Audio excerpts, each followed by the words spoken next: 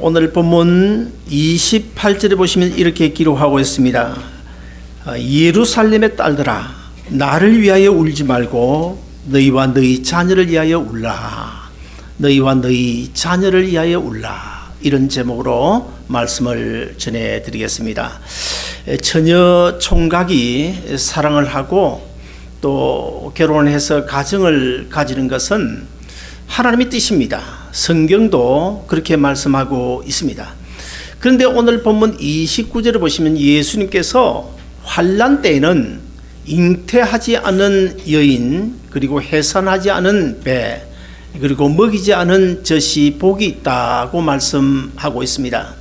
이것은 한마디로 환난이 극심할 종말 때에는 차라리 결혼하지 않는 것이 낫다, 그리고 아이도 낳지 않는 것이 낫다, 그런 이야기입니다. 고린도전서 7장에 보시면 사도 바울도 이와 비슷한 이야기를 했습니다. 환난이 임할 그 종말 때에는 시집 장가 가지 않는 것이 오히려 좋다. 시집 가고 장가가는 것을 그렇게 권할 만한 일이 못 된다, 그런 이야기를 했습니다. 여러분 어른들은 기억하실 것입니다만은 6.25 전쟁 때만 해도 사실은 그 자식 없는 사람보다는 자식 여러 가진 사람들이 얼마나 많이 고통을 당했습니까? 얼마나 많이 눈물을 흘렸습니까? 지난 60년 동안 남과 북에 흩어져 있는 그 이산 가족들을 우리가 살펴보면 남쪽에 부모가 이 북쪽에 아이들을 낳아놓고 남쪽에 내려온 그 부모들, 여러분 TV를 통해서 보셨죠? 얼마나 괴롭고 답답할까요? 정말 피눈물이 아마 나지 않겠나. 이런 세월을 60여 년 살아온 그 어른들, 지금도 이산 가족이 돼가지고 참 고향 한번 가보지 못하고 자식들의 얼굴 한번 보지 못하고 죽는 사람들이 우리 한국에 얼마나 많은지 몰라요. 사실 마지막 때, 그러니까 7년 환난이 임하게 되면 정말 이 아들 저 딸 문제로 인해 가지고 얼마나 우리가 고통 당할지 몰라요. 사실은 그래서 사도 바울도 환난이 임박하게 되면 환난의 때에는, 마지막 종말의 때에는 차라리 결혼하지 않는 것이 좋다, 그런 이야기를 했습니다. 그렇다고 해서 결혼하지 말라, 그런 이야기로 받아서는 안 될 것입니다. 예수님께서 십자가를 지시고 이제 골고다 길로 걸어가고 계십니다. 그 무거운 십자가 짊어지시고 채찍에 맞으시며 참 많은 고통 가운데 쓰러지십니다. 쓰러졌다가는 다시 일어나고 일어나셨다가는 다시 쓰러집니다. 자, 그런 그 십자가의 길을 누가 따라가야 되겠습니까? 주와 함께 끝까지 있다가 죽겠다고 다짐했던 베드로가 따라가야 되지 않겠습니까? 그리고 예수님께서 가장 사랑하시던 제자 요한이 그 자리에 있어야 되지 않을까요? 그럼에도 불구하고 예수님의 제자인 베드로, 요한, 이런 제자 어디론가 가버리고 없습니다. 꽁꽁 숨어 가지고 있거나 아니면 저 멀찌감치 뒤에서 따라오는 그런 가운데 마리아를 비롯해서 몇몇 여인들이 예수님의 십자가를 따라가면서 슬피 울고 계십니다. 너무너무 안타까워서 울고 있습니다. 그때 예수님께서 그 여인들에게 이렇게 말씀하십니다. 나를 위하여 울지 말고 너희와 너희 자녀들을 위해 울라. 왜 예수님께서 그런 말씀하셨을까요? 우리는 사실 내일 일을 모르지 않습니까? 1년 후도 몰라요. 5년, 10년 후 우리가 어떻게 될지 몰라요. 그러나 우리 하나님이신 예수님께서는 내일뿐만 아니고 영원 후까지 다 알고 계시지 않습니까? 그래서 우리 예수님은 전능하실 뿐만 아니라 예지하신 분이십니다. 먼 훗날의 일까지도 미리 알고 계시는 분이십니다. 예수님께서 33년 공생에 이 세상에 사시다가 십자가에 달려 죽으셨는데, 그로부터 한 30여 년 지난 뒤에 주 70년 로마 제국의 그 티투스 장군이 예루살렘을 침공하게 됩니다.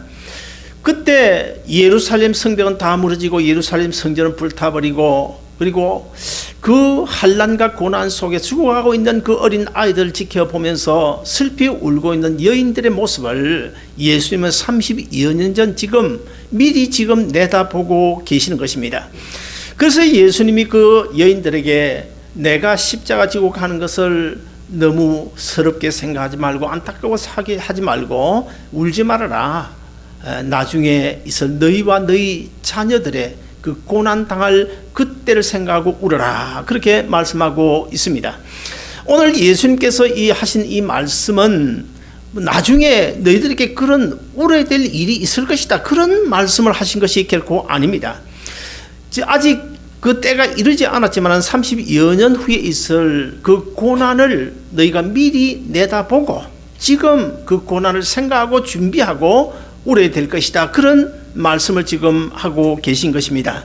저는 주일날 되면 일부 예배 마치고 이제 의자에 앉아서 우리 아이들이 잔디밭을 뛰노는 것을 보면서 많은 생각을 하는데 그 중에 간혹 제가 이런 생각을 합니다.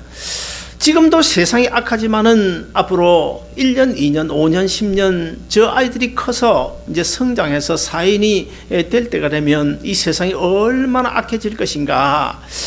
자, 그렇다고 볼 때 우리 어른들이야 특별한 일 없으면 예수 믿고 구원 얻어 천국 가게 되겠지만은 저 천진난만한 아이들, 저 잔디밭에서 뛰놀고 있는 아이들은 앞으로 어떻게 될 것인가, 정말 믿음지키고 잘 살아갈 수 있을 것인가. 여러분 이런 걱정 해보셨습니까? 우리 젊은 부모들 이런 걱정 해봐야 됩니다. 저만 괜히 이런 걱정을 하는 것입니까? 요즘의 부모들을 보면 어떻게든지 공부 잘 해가지고 좋은 대학에 들어가고 그 다음에 사회적으로 출세한 그것만 바라보고 있는데, 오늘 본문 29절 28절을 우리 한번 같이 읽어보실까요? 다 같이 읽습니다. 시작.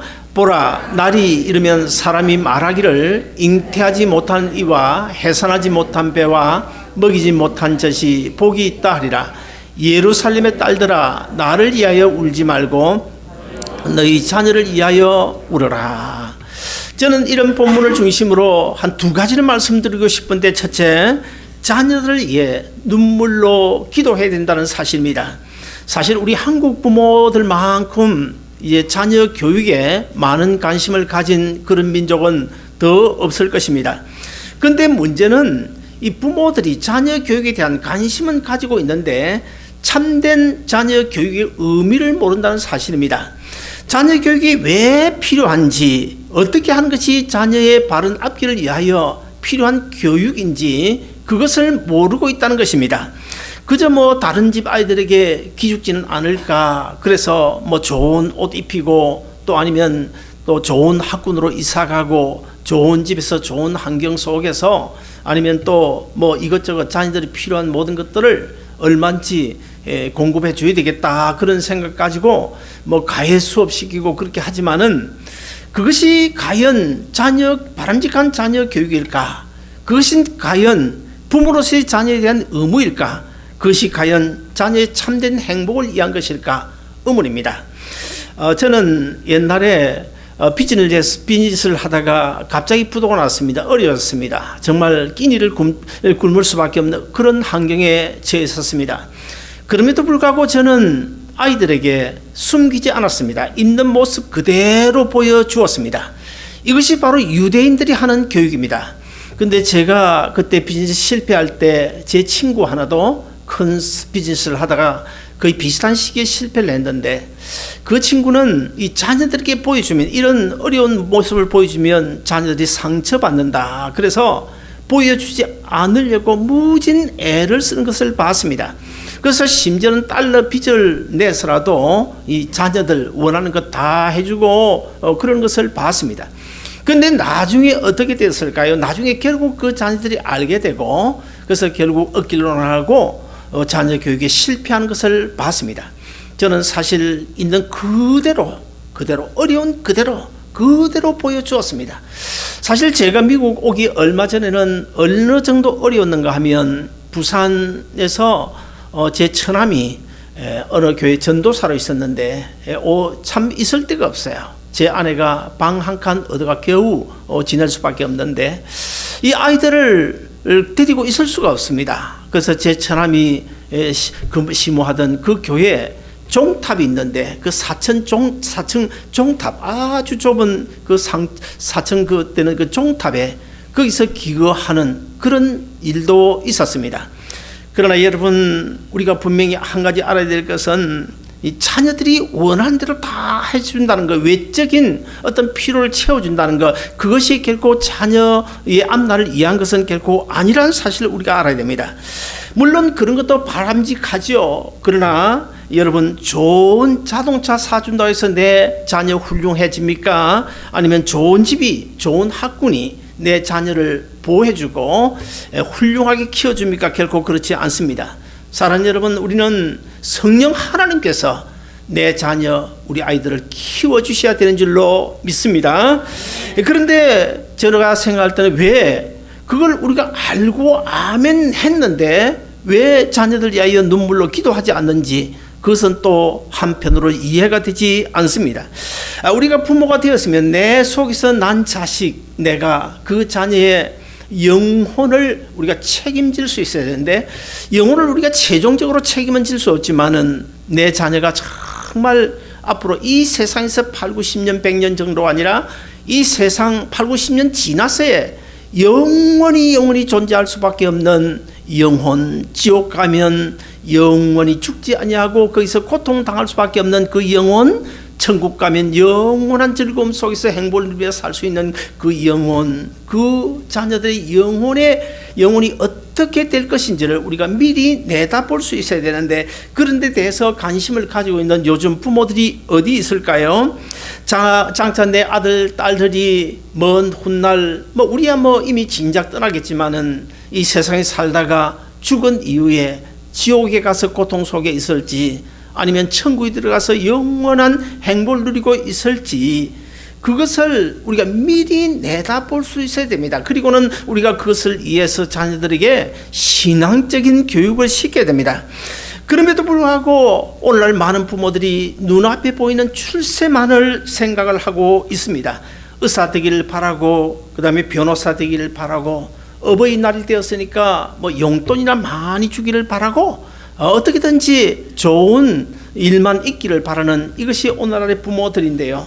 사랑하는 여러분, 여기서 제가 말씀드리고 싶은 것은 그런 거 다 좋지만 사실은 어버이날 용돈 주는 거 좋죠. 저도 지난 주간에 받았어요. 밥도 얻어먹었어요. 그거 다 좋지만은 그보다 더 좋은 것이 뭘까요? 예수 잘 믿고 성공해서 받으면 얼마나 좋겠습니까? 우리 이 시간에 사진 한 두 컷을 잠시 보시겠습니다. 사진 준비됩니까? 자, 저기 사진 보면 이제 지금 꽃이 많죠. 꽃이 한 4개, 5개 되는 것 같아요. 또 한 컷 더 넘겨보실까요? 자, 누구 집인지 저는 잘 모르겠습니다만 아무튼 너무너무 행복해 보입니다. 자녀들이 하나씩 저렇게 꽃다발을 다 사다가 부모에게 보냈대요. 얼마나 행복합니까? 그런데 저 가정의 저 자녀들도 다 예수 잘 믿어요. 제가 잘 알아요. 예수 잘 믿어요. 예수 잘 믿으면서 어버이날 때에서 저런 꽃을 보내오면 얼마나 그 가정이 행복한 가정이 되겠습니까? 근데 저 사진을 제가 보면서 한 가지 이해가 안 돼서, 왜 두 분이 따로 서 있을까? 같이 찍었으면 더 좋을 텐데 그게 좀 이해가 안 되지만 아무튼 너무너무 보기 좋았습니다. 사랑하는 여러분, 예수 없이 의사, 변호사 되면 뭐합니까? 예수 없이 좋은 집에 살면 뭐합니까? 우리가 누가복음 15장의 당자 비유를 보면 그 비유에 의지하면 아무리 우리가 잘 먹고 잘 살아도 예수 없이 잘 먹고 잘 사는 그 잘 먹는 그 음식을 가리켜서 성경은 뭐라고 말씀하십니까? 하나님의 눈으로 보면 바로 지음 열매로 보인다는 사실입니다. 아무리 우리가 좋은 집에 떵떵거리고 살아도 그 좋은 집 우리 눈에 좋지만은 하나님의 눈으로 보면 예수 믿지 아니하고 좋은 집에 사는 그 좋은 집이 뭘로 보일까요? 바로 돼지 우리로 보인다는 점입니다.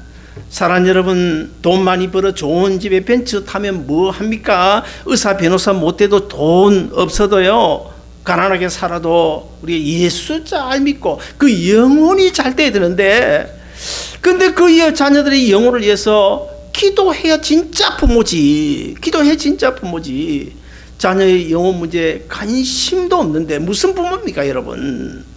좀 깨달으시기를 바랍니다.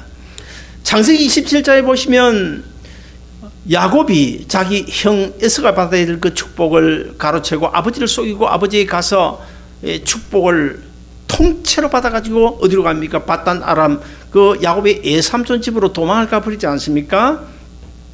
그것을 뒤늦게 안 그 야곱의 형인 그 에서가 아버지 이삭을 찾아가요.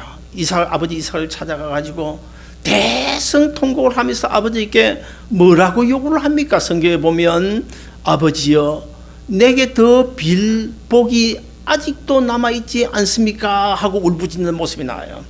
그때 아버지 이삭이 뭐라고 그럽니까? 내가 빌 복은 이미 다 빌었다. 그러므로 너에게 더 이상 빌 복이 없다. 그러니까 이 에서가 얼마나 대성통곡을 하면서 그 자리를 나옵니까? 히브리서 12장 17절을 보시면 그 부분을 이렇게 묘사를 하고 있어요. 에서가 축복을 받으려고 눈물로 구하였으나 이미 버림바가 되어 회개할 기회를 얻지 못하였다. 무슨 말입니까? 에서는 복 받을 기회를 놓쳤다는 것입니까? 것입니다. 요즘 우리식으로 하면 버스 지난 다음에 손든다, 그런 격이 되고 말았습니다. 언젠가 제가 아마 말씀을 드린 것 같은데, 저는 딸 둘입니다. 근데 제 작은 딸이 사춘기에 한 몇 달 정도 조금 방황을 했어요. 나중에 작은 딸이 이렇게 고백을 했습니다. 한번 넘어져 버리고 해도 내 뿌리는 하나님이 붙잡고 있고, 내 상체는 엄마 아빠의 기도가 붙잡고 있어서 넘어질 수가 없었다고. 그때 참 감격하기도 하고 얼마나 감사한지 몰라요. 사랑 여러분, 내 자녀가 바로 서는 길은요, 기도밖에 없습니다. 기도밖에 없습니다. 정말 자녀를 위하여 눈물로 기도하면 그 눈물의 기도는 자녀의 앞길을 보장해 주십니다. 정말 내 자녀 어떤 상황이 있더라도 내 자녀를 위하여 눈물로 기도하면 반드시 성 어거스틴처럼 새로운 사람으로 변화시켜주는 줄로 믿으시기를 바랍니다. 그 다음에 두 번째, 오늘 본문을 중심으로 자녀를 위하여 울기 전에 먼저 자기 믿음의 현주소를 한번 생각해 봐야 될 것입니다. 한때 우리 한국이 미국 유학생 1위 국가였습니다. 근데 요즘은 좀 줄어들어서 중국이 1위이고, 그리고 그 다음에는 인도입니다. 지금은 우리 미국에 있는 미국의 유학생들이, 한국 유학생이 약 한 9만 2천 명 정도 되는데 지금 3위 국가가 되었습니다. 사랑 여러분, 이 자녀 교육에 대한 이 관심요, 그 관심 때문에 사실 미국 유학을 그렇게 보내는 것 아닙니까? 그런데 부모들이 그 자녀 교육에 대한 참된 가치관을 가지고 있지 않기 때문에 유학은 보내는데 많은 문제가 생기게 되는 것입니다. 자녀는 훌륭하게 자라기를 원하잖아요, 부모가. 그러면서도 정작 부모 자신은 훌륭한 부모가 되려고 하지 않는데 거기에 큰 문제가 있는 것입니다. 여러분, 좋은 부모하고 훌륭한 부모는 분명히 다른 것입니다. 좋은 부모, 그러면 자녀들 입장에서 우리 아빠 참 좋아, 용돈도 잘 주고 옷도 사주고 좋아, 좋은 부모지요, 좋은 부모. 그러나 훌륭한 부모는 결코 용돈 많이 주는 것이 훌륭한 부모 아닙니다. 자녀들을 원하는 대로 해주는 것도 부모가 아닙니다. 정말 훌륭한 부모는요, 그 자녀의 앞길을 생각하되 먼저 영적인 문제, 그 자녀의 영혼을 먼저 생각하고 그 자녀의 영혼 문제를 생각하고 눈물로 기도할 수 있는 부모가 훌륭한 부모라는 사실을 우리가 알아야 됩니다. 여러분, 왜 공부를 시켜야 되는지, 왜 바로 살아야 되는지, 왜 신앙생활을 해야 되는지, 왜 교회 교육이 필요한지, 내 자녀의 인생과 성경은 어떤 관계에 있는지, 내 자녀의 인생과 교회는 어떤 관계에 있는지, 이것을 우리가 바로 알아야 돼. 참된 가치관을 가져야 우리가 자녀들을 훌륭하게 교육시킬 수가 있는 것입니다. 여러분, 이 자녀들을 한번 잘 살펴보면요, 엄마 아빠의 그 외모뿐만 아니고 인격과 습관까지도 닮아가지 않습니까? 이것도 언젠가 제가 이야기했는데, 제가 일부에 마치고 저 벤치에 앉아 있으면 아이들이 와서 막 뛰놀잖아요. 뛰노는데 뛰노는 아이들을 가만히 보면 어떻게 그렇게 닮았습니까? 영락없이 뭐 하나 둘 자세히 보면 다 자기 엄마 아빠입니다. 걸음걸이도 엄마 아빠, 뭐 하는 행동도 모습도 모두가 엄마 아빠 닮았어요. 근데 사실 엄마 아빠를 안 닮으면 그것도 어떻게 합니까? 그것도 보통 문제가 아니죠. 심각한 문제가 되겠죠. 아무튼 간에 부모를 닮아가게 되는데, 어떤 집에서 아들이 뭔가를 잘못했습니다. 그러니까 그것을 지켜보고 있던 아버지가 이 아들을 몰아붙이는데, 뭐라고 몰아붙이는가 하면, 나는 안 그랬는데 저 새끼는 왜 저 모양이야, 그렇게 몰아붙입니다. 그 이야기, 아빠의 이야기를 듣고 있던 아들이 뭐라고 했을까요? 저 새끼가 내 새끼인가? 지 새끼지. 뭐 그랬다는 것입니다. 사랑하는 여러분, 그만큼 자세가 중요합니다. 제 아버님은 일찍이 한 20년 전에 간암으로 돌아가셨습니다. 그래서 저는 이제 병원에 가면 피 검사를 할 때도 언제나 이 간 좀 체크 좀 잘해주세요. 간에 대한 관심을 많이 가지고 있습니다. 부모가 당뇨병이면 자녀도 당뇨병에 걸릴 확률이 많습니다. 이와 같이 부모의 습관이나 좋지 않은 이런 행동, 이런 모습들 내 자녀가 반드시 닮는다는 사실을 우리가 꼭 기억해야 될 것입니다. 크리스텐슨이라는 그 목사 사모님이신데, 이분이 이런 책을 썼습니다. 나를 변화시키소서, 이런 책을 오래전에 썼는데, 그 책에 보면 뭐 이런 이야기가 기록되어져 있습니다. 딸이 하나인데 그 딸이 우리 차 집사님 딸 이름처럼 제인이에요. 제인인데, 이 제인이 18살 때 어느 날 이제 친구를 만나기 위하여 이제 집을 나가고 있는데, 엄마가 그 딸을 보니까 도저히 이거 아니거든요. 옷차림도 그렇고 얼굴 화장도 도저히 아닌 거예요. 그래서 딸 제인을 불러놓고 엄마가 한 소리 했습니다. 한 소리 하니까 그 딸이 뭐라고 반응을 하는지 알아요? 엄마 제발 잔소리 좀 그만하세요. 엄마 잔소리가 시작되면 끝이 없잖아요. 그리고 목소리가 얼마나 큰지 알아요? 제발 좀 그만하세요 하고 문을 탕 닫고는 밖으로 나가버렸습니다. 그러니까 평소에 그러지 않던 딸이, 아주 착하다고 생각했던 그 딸이 반항을 하니까 엄마가 견딜 수 없는 거예요. 그래서 방에 들어가서 대성통곡을 하면서 서러워 울었습니다. 한참 서러워 울고 있는데 이 크리스텐슨 그 사모님의 마음속에 성경 구절이 하나가 생각이 났습니다. 베드로전서 3장 1절 2절인데 우리 한번 띄워주시겠습니까? 우리 같이 읽어보시겠습니다. 시작. 혹 도를 순종치 않는 자라도 말로 말미암지 않고 그 안에의 행실로 말미암아 구원을 받게 하려 함이니. 물론 저 말씀은 남편을 위한 아내에게 주시는 교훈의 말씀입니다.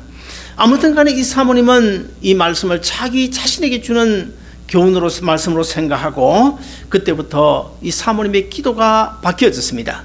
지금까지는 하나님 아버지, 우리 사랑하는 제인 좀 변화시켜 주옵소서 하고 기도했는데, 그날 이 말씀을 받은 이후부터는 기도가 어떻게 바뀌어졌을까요? 하나님, 우리 제인을 변화시키기 전에 나를 변화시켜 주옵소서, 이런 기도로 변했다는 것입니다.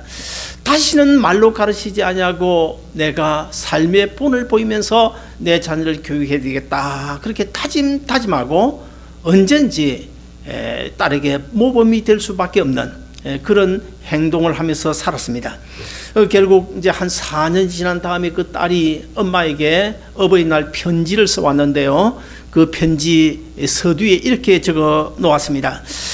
말없이 행동으로 모든 것을 가르쳐 주신 어머니께 그런 서두로 참 아름다운 내용의 편지를 써왔다는 것입니다. 저는 두 딸에게 사실 이 어린날이나 뭐 이런 가정의 달이 들게 되면 참 미안한 마음이 그지 없습니다.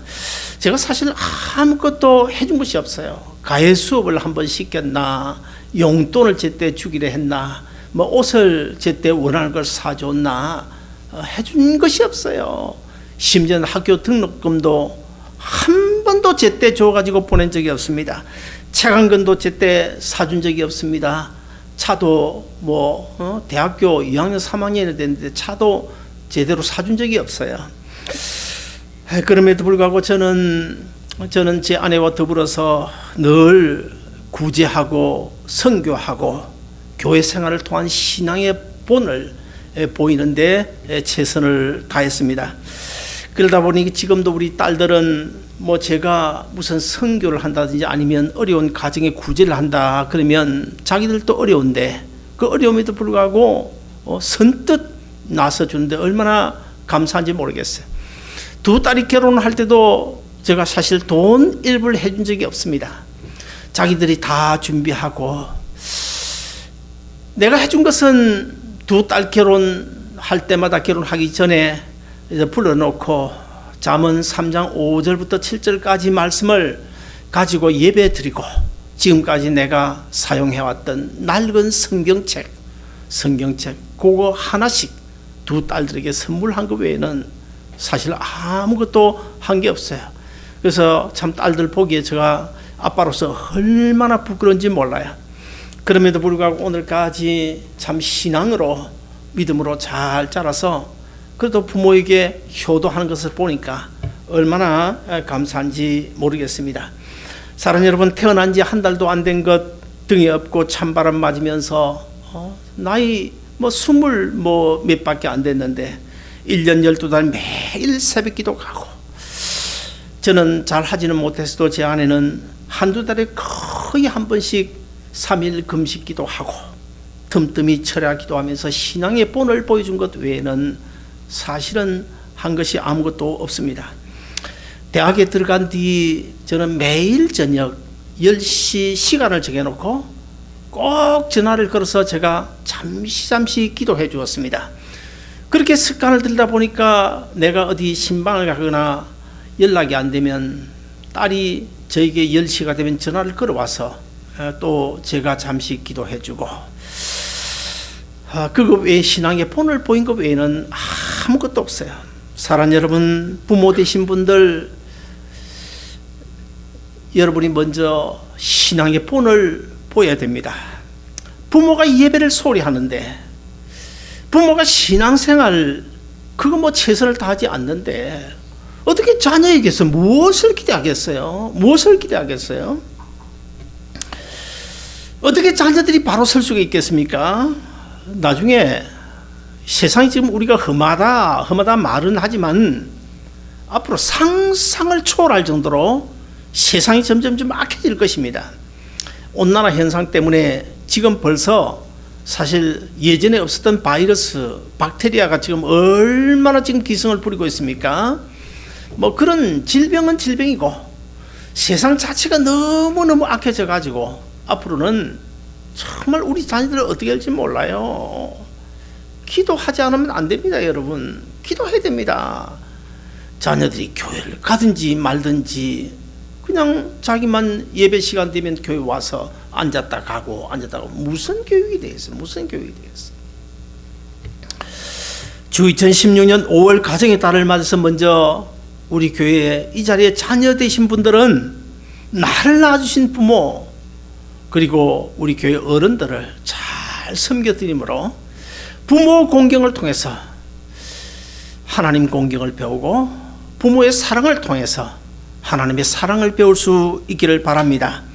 그리고 또 우리 부모 되신 분들은 내 자녀들이 장차 지옥과 천국 양당간에 이쪽 아니면 저쪽은 가 있어야 되는데 그때 과연 어디로 가게 될 것인지를 한번 꼭 생각해보고 자녀들을 위하여 정말 눈물로 기도하고, 그래서 우리 아름다운 동산교회 자녀들이나 부모들이나 주 2016년 5월 이 가정의 달을 맞아 지금까지 그렇게 못했더라도 앞으로는 정말 자녀는 자녀답게, 부모는 부모답게 부모와 자녀와의 관계가 아름다운 관계가 되어지고, 그리고 또 신랑 되신 우리 주님과 신부 되신 우리 아름다운 동산교회가 정말 아름다운 그 가정을 이루어가는 그런 아름다운 모습이 나타나시기를 주의 이름으로 축원드립니다. 기도하겠습니다.